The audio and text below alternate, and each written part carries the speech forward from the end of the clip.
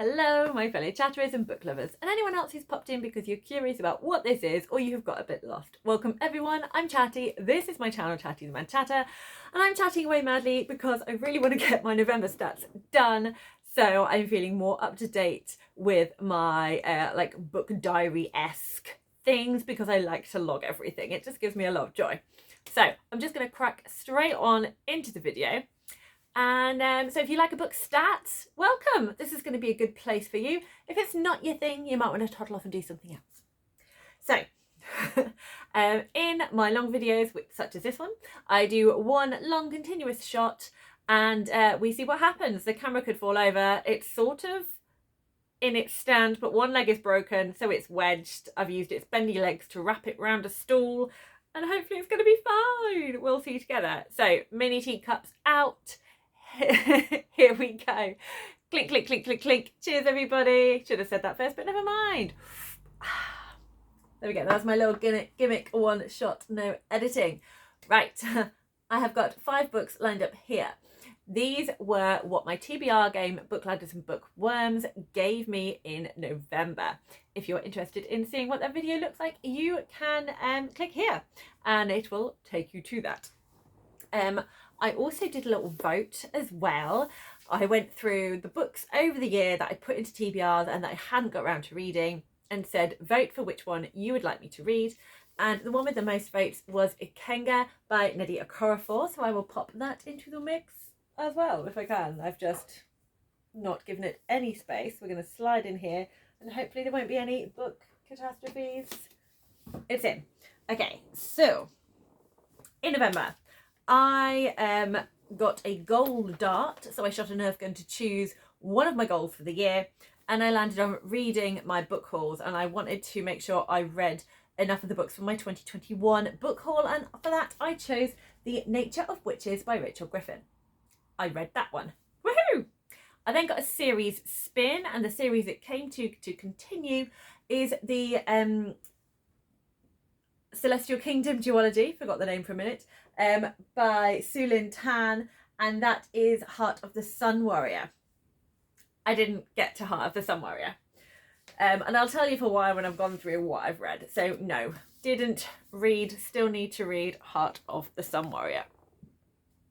I then got I got a pet pick. My piggies chose, well, Grover, my brown guinea pig, technically my children's, but it's fine, chose for me The Girl of Ink and Stars by Kieran Millward Hargrave, which has been on my list for ages and ages and ages and ages, and I'm very keen to read it. But I didn't read it. Don't read it. It just didn't happen. So, yeah, nope, not that one either. It's going well. You can start to get a feel of my November. I then got another pet pick, and Grover chose again, and this time chose the buddy read I had with Emily, so that was very helpful. Sleep Like Death by Kaylin Bayron. And yes, I was doing a buddy read. I did buddy read this with Emily. We had a lovely time buddy reading together. It was really nice to like vent all my thoughts on this in a Voxer message and talk about what we thought was going to be happening with the plot. I did read this one. Okay, so we've got 2. Okay, 50% at the moment. The Lucky Ladder then pulled out for me, what series do you want to start or continue? And I wanted to continue the Blood Swan saga because in November I was so lucky. I totally forgot to mention this in my wrap-up video because that was a whole mess. You can watch it here if you want to, but it's a mess. I went to a Waterstones book event and got to meet John Gwynne. He was absolutely delightful, exactly kind of what you expect. Such a sort of like a warm family man who just really enjoys stories.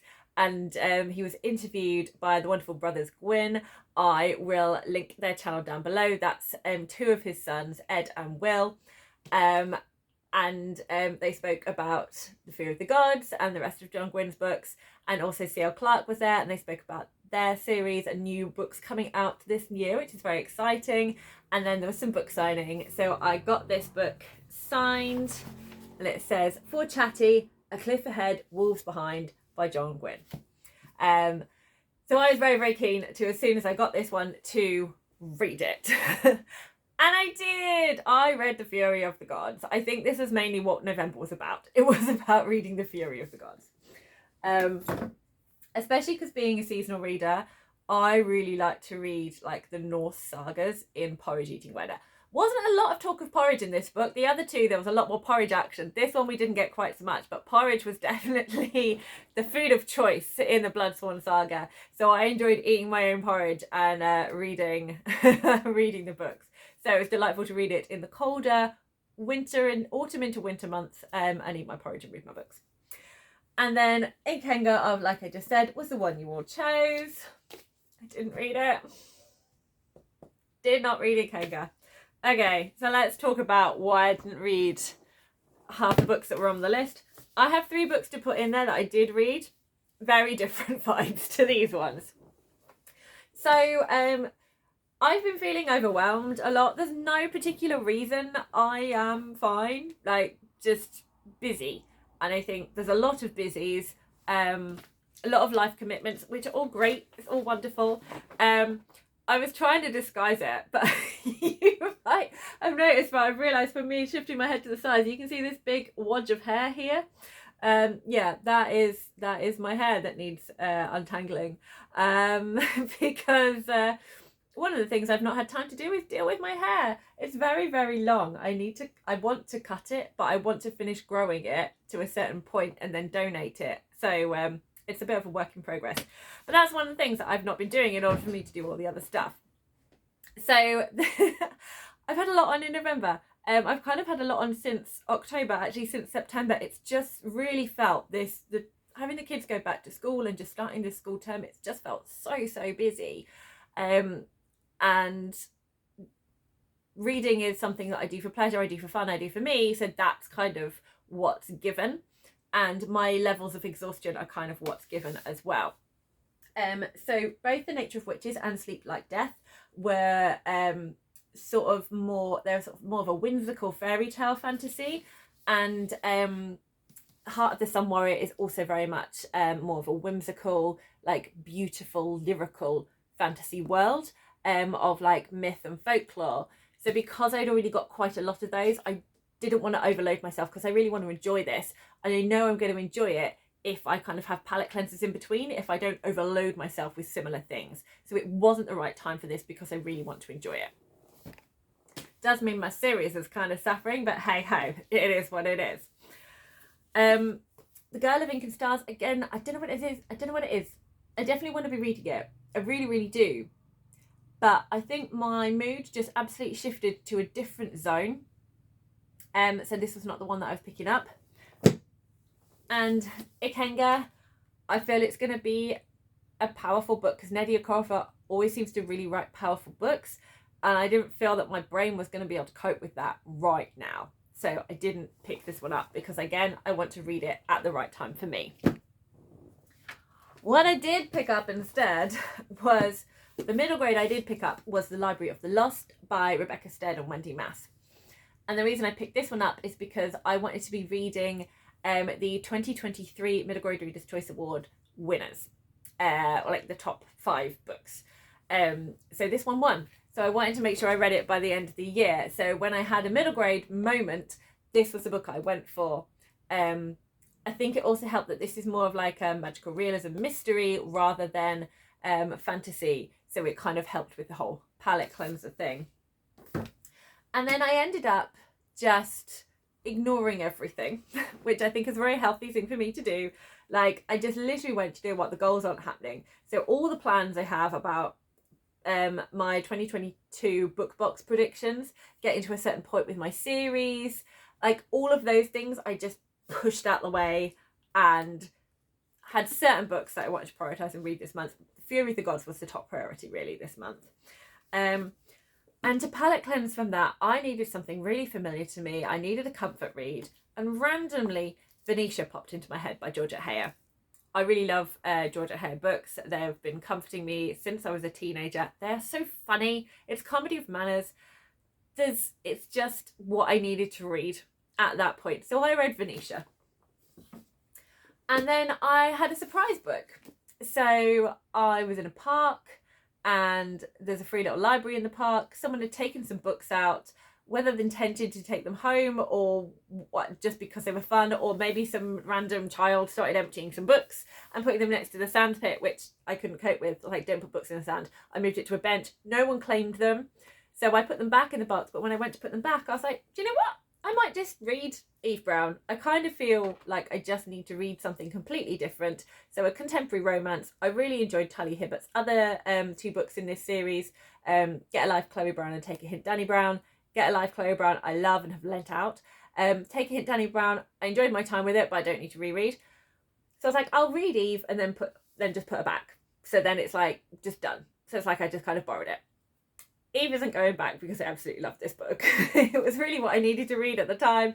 So yeah, so my TBR has completely gone off the rails because it's chaos. It's just absolute chaos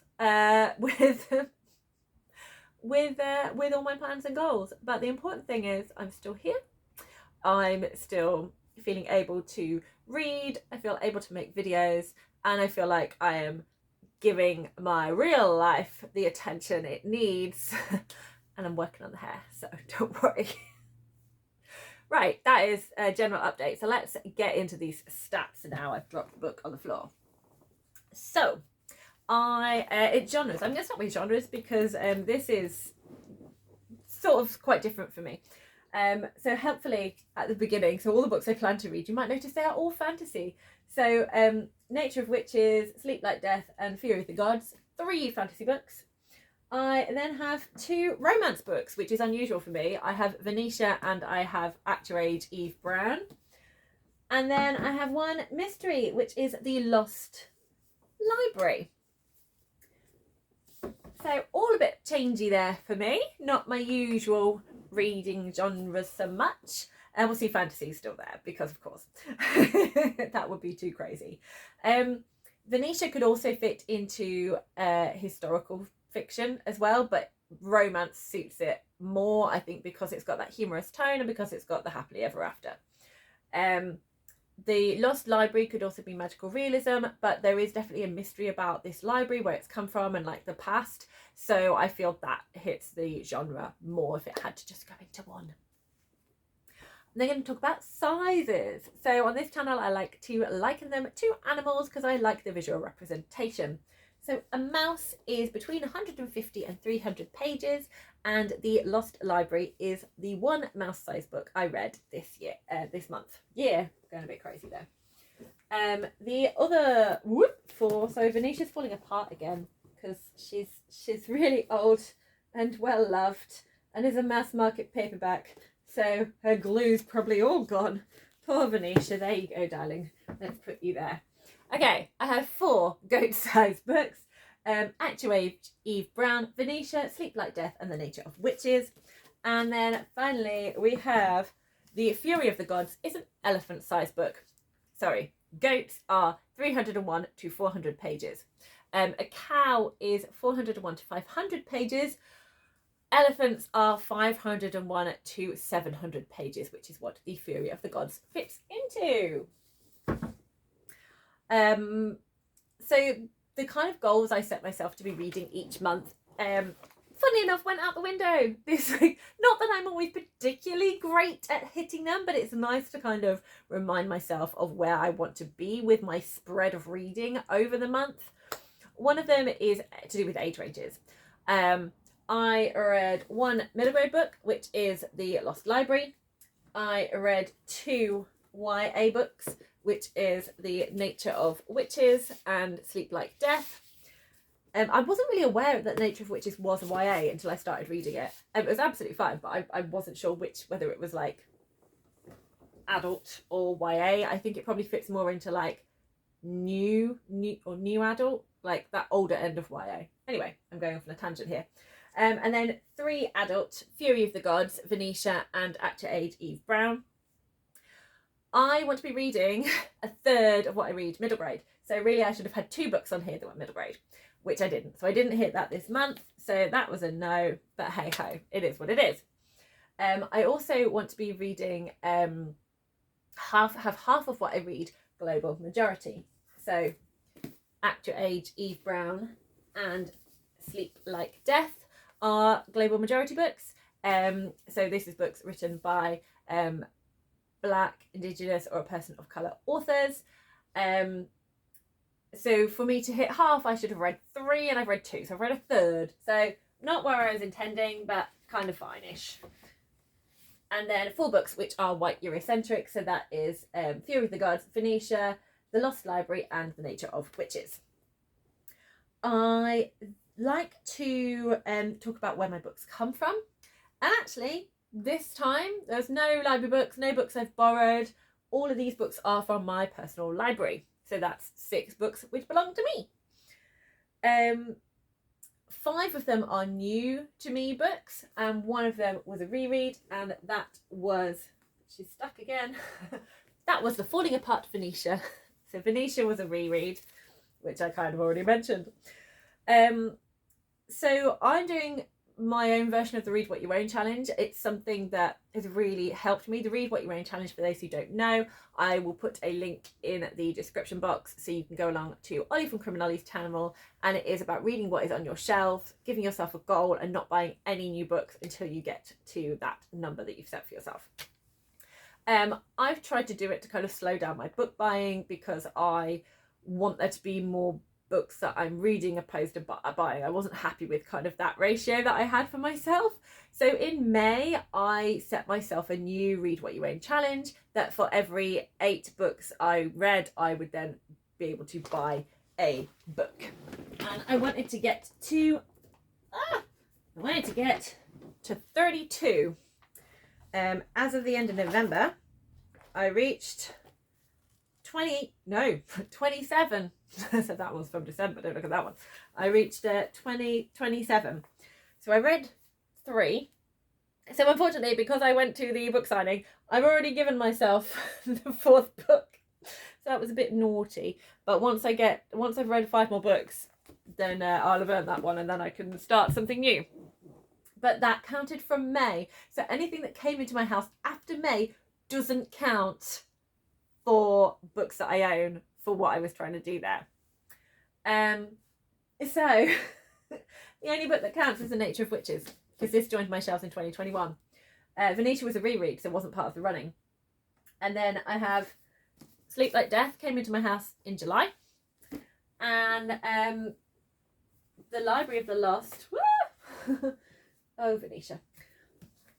The Library of the Lost, At Your Age, Eve Brown, and The Fury of Gods all came into my library over the autumn period. At Your Age, Eve Brown shouldn't really exist, according to Read What You Own, so I'm failing the challenge because this happened. And The Lost Library was my 2nd book that I was allowed, because I got to 16, and The Fury of the Gods was the 3rd book I was allowed, because I got to... Oh, a struggle bus. A number between 16 and 32, which is 3 times 8. 24, thank you. I got to 24 books, so I was allowed The Fury of the Gods. So I've read both of these. So I've read what I've bought, which is good. And obviously, this came into my house. So I've been keeping up with what's been coming into my house. But I should also be reading the stuff that's on my shelves as well. So yeah, we have a lot of work to do. It's failing left, right, and centre. But you know what? I had a nice reading time, so it's all okay. And we're just gonna try again, and that's fine. Right, I haven't finished talking about the books. Just got very distracted by the Read What You Own challenge. So yeah, just one for that, my version of the Read What You Own challenge. Series. I didn't start any series, progress with any series. I finished a series. Theory of the Gods is the final book in the Bloodsworn saga, so I have finished the Bloodsworn saga. So there we go. I've made a bit of progress, so that's delightful. I also like to look at if I'm reading diversely and see about the representation that is in the books. I just judge this by the protagonist and on the main characters. So if there's kind of like minor characters or secondary characters, I don't include them in my discussion of the books. I have one book with physical disability in it. So Venetia, one of the main characters in this, so it's not the two love interests, but one of the main characters in this book has got a physical disability, and I feel, obviously I don't have a physical disability, but from reading this, I do feel it does stand up. Like, even looking at this with modern day eyes, there are problematic elements in some of Georgette Heyer's books, but I do feel that the physical disability was done really well. I do think that the character was so much more than that. It was a big part, it was an aspect of the storyline in terms of exploring the society around that character and how they viewed him and how they tried to like help him and manage him, and how he felt about that. So it was kind of a big part of the story in that aspect, but I do feel it was done really well. I thought the character was great. I thought our two leads were very like, they weren't ableist. they were disability allies in here, and it was very much like person first approach to it, like more than just who you are, but like appreciating the strength of this character. So I thought that was done really, really well in here. So if you enjoy a comedy of manners, historical romance, and you want more disability representation in your stories, I very much recommend Venetia by Georgette Heyer. Just tread wisely with some of her other books and check. Not trigger warnings, but just problematic-y stuff in there. In terms of neurodivergent representation, I was delightfully surprised to find that in Act Your Age, Eve Brown. I wasn't aware going in that was something that was explored in here, and I loved the characters in here, and I thought it was done beautifully. And reading from the acknowledgements, it is own voices, so it was a journey that Talia Hibbert herself had kind of gone on. In terms of LGBTQ plus representation, The Nature of Witches has some bi representation in here. Again, not a huge part of the story, but it is one of the main characters. In terms of mental health representation, there wasn't specifically anything that really like stood out to me. There are some stories that could have led to like grief and trauma. I was probably looked at a little bit, but I didn't really feel it was like a strong enough theme throughout the book for me to kind of discuss it as like a representation of that. And there was only one, again, just put it back on the shelf, The Nature of Witches. I think there is an aspect of grief that is explored in here, which I think is done well. Moving on to the representation, black representation. Two books had black representation. That's Act Your Age, Eve Brown, and Sleep Like Death by Kaylin Bayron. And sadly, I haven't got any other books. There was no Asian representation, Latinx representation, or Indigenous representation featured in these books. And that is all the stats that I have. So now I'll go on to talk about my favourite and least favourite. And some months it's very easy to do that. Other months it's a lot harder. Definitely this time with my least favourite is more difficult because there wasn't any book that I disliked this month at all. I enjoyed reading all the books that I read. So I think it kind of boils down to what would I read again. So rereads don't count. It's only new reads that I count in the favourite and least favourite of the month, because you have different there's a different relationship you have with a reread. So I think my least favourite, and I really feel I need to apologise to Emily for this because she loved it and I loved my reading experience, but I'm never going to read Sleep Like Death again, whereas I'm going to read the others again. I could definitely see that happening. And I think it's to do with the characters. I think a lot of things about me keeping books and reading them again is because I'd like to spend time with those characters again, and I enjoyed the connections I made with the characters, whereas in Sleep Like Death I didn't make those connections. I thought the plot was fun. I thought the twist and the use of the fairy tale and the retelling aspects of it was really enjoyable to explore. But for me, characters and my emotional connection is a really huge part of my reading. So this one is my least favourite this month. So sorry about that. My favourite, it feels quite obvious. Like, it feels a bit too obvious. Like, I did have a really good time with all the books I read, and actually, like, I really surprised myself with how much I enjoyed Act Your Age, Eve Brown. Really surprised myself with how much fun I had with that. But my favourite has to go to The Fury of the Gods by John Gwynne.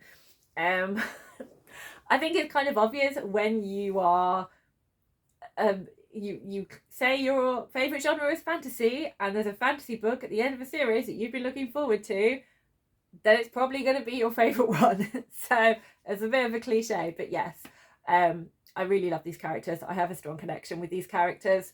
I've been following them for a while. Stuff happened to them. I can't really tell you any more than that. I am so rubbish at talking about this book. It was such a mess when I was trying to talk about it.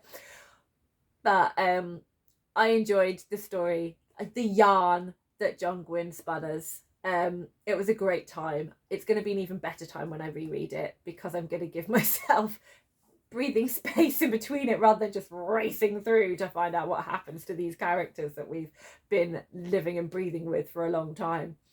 But yeah, very satisfactory end to the series. Things I wasn't expecting, things that were fun to explore, and things were tied up. Things were tied up, some in ways you expected, some in ways you did not expect. So yeah, The Fury of the Gods was my favourite book this month. Thank you so much for watching, everybody. Please tell me what your favourite books you read in November were, and if you had any thoughts on any of these books. Yeah, and I'm gonna go and start cracking on with my December reads while I've got a moment, and now I can clear November and just make way for December on here. And I'm delighted that I've managed to film this in December, so I haven't been leaving it to drag on for a long time, which is what has been happening. Who knows when I'll post it though, so maybe I should be saying Happy New Year, I don't know. Anyway, happy reading, everyone.